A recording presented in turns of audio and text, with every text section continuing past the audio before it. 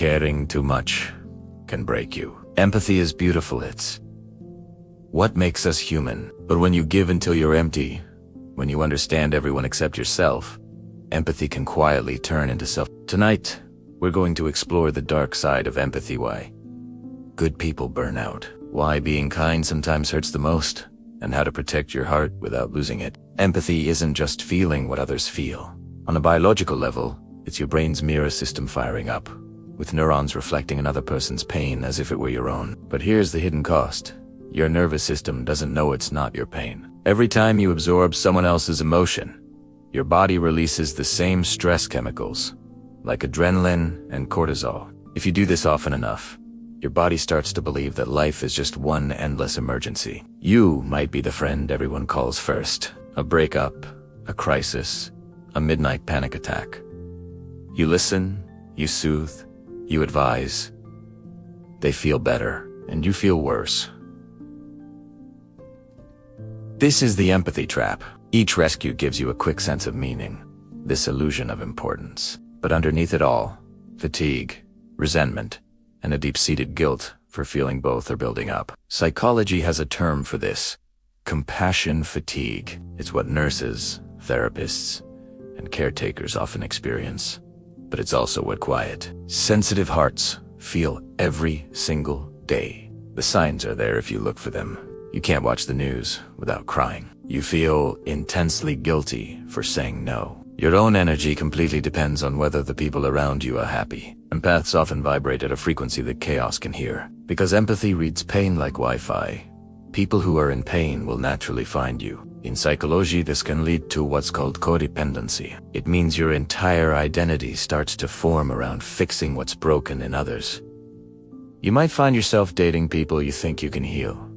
You might work for bosses who constantly need you to put out fires. You start to confuse being needed with being loved, because helping feels like the closest thing to real connection. But what begins as simple kindness can become an addiction, saving others to avoid the difficult work of saving yourself. There are stages to this emotional burnout. Stage 1 is absorption. You feel everything. You replay conversations in your sleep, feeling every word. Stage 2 is anxiety and shame. You start believing you're personally responsible for how other people feel. You find yourself apologizing for emotions that aren't even yours. Then comes stage 3, numbness. This is when your body just shuts down to survive. The tears stop. The anger disappears. You might call it strength, but really, it's just empty space. That is emotional exhaustion empathy that's been scorched by overuse. Neuroscientists have actually found that chronic emotional absorption can shrink gray matter in the parts of your brain that control stress. Your amygdala, the fear center of your brain, becomes overactivated. This is why long-term empaths often develop issues like panic attacks, insomnia, or even autoimmune disorders. Your brain literally can't distinguish between witnessing pain and being in pain yourself. This isn't a sign of weakness. It's a matter of wiring. Society praises empathy, but often punishes boundaries. We're taught that saying no means you're heartless or selfish. So many empaths wear masks. They're always smiling, helpful, and endlessly calm on the outside, while inside, they're just fragments of everyone else they've ever tried to help. Remember, being nice is not the same as being good. Real goodness must include self-respect. So how do you protect yourself? First, name the emotion. Don't inherit it. When you sense someone's pain, tell yourself inwardly, I can feel that they are hurting, instead of letting it become I am hurting.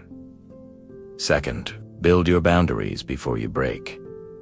Boundaries aren't walls, they're filters. They help you decide what enters your heart and what gets returned to sender. Third, recharge through solitude. Alone time is not selfishness, it's essential maintenance. Silence helps to rinse away the residue that empathy leaves behind.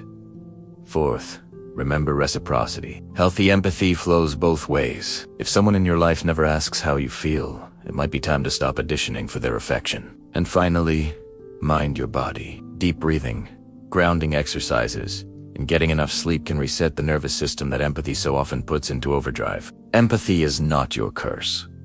It's your gift, but it must be guided by wisdom. When you choose when to care, compassion becomes powerful again. When you learn to say no, your empathy survives inside you for those who truly deserve it. Remember, you can love people deeply without drowning in their storms. You don't exist to fix everyone. You exist to understand, to feel, and to live your own life. So be kind, but please, stay whole. Because the world doesn't need you burned out. It needs you awake. Thanks for watching. If this resonated with you, please consider subscribing for more content like this. Take care of yourselves.